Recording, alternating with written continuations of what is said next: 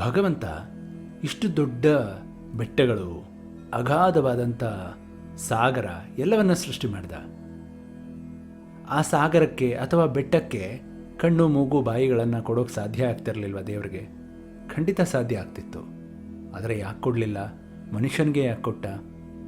ಮನುಷ್ಯನಿಗೆ ಸತ್ಯದ ದರ್ಶನ ಆಗಬೇಕಿತ್ತು, ಜ್ಞಾನದ ದರ್ಶನ ಆಗಬೇಕಿತ್ತು.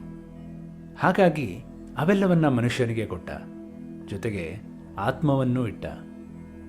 ಆತ್ಮವನ್ನು ಸುಡೋಕ್ಕಾಗಲ್ಲ, ನೆನೆಸೋಕ್ಕಾಗಲ್ಲ, ಕತ್ತರಿಸೋಕ್ಕಾಗಲ್ಲ ಅನ್ನೋದನ್ನು ಹಿಂದಿನ ಶ್ಲೋಕದಲ್ಲಿ ಕೃಷ್ಣ ಪರಮಾತ್ಮ ಅರ್ಜುನನಿಗೆ ತಿಳಿಸಿದ.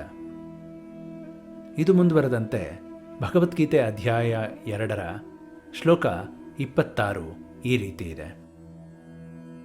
ಅಥ ಚೈನಂ ನಿತ್ಯಜಾತಂ ನಿತ್ಯಂ ವಾ ಮನ್ಯಸೇ ಮೃತಂ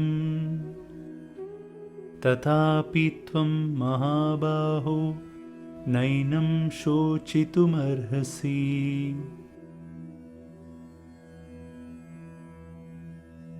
ವೇದಾಂತ ಬಿಟ್ಟು ಲೋಕದ ದೃಷ್ಟಿಯಲ್ಲಿ ವಿಚಾರ ಮಾಡಿದರೆ ಆತ್ಮ ದೇಹದ ಮೂಲಕ ವ್ಯಕ್ತವಾಗುತ್ತೆ ಹಾಗೂ ಸಾವಿನ ಮೂಲಕ ಅವ್ಯಕ್ತವಾಗುತ್ತೆ.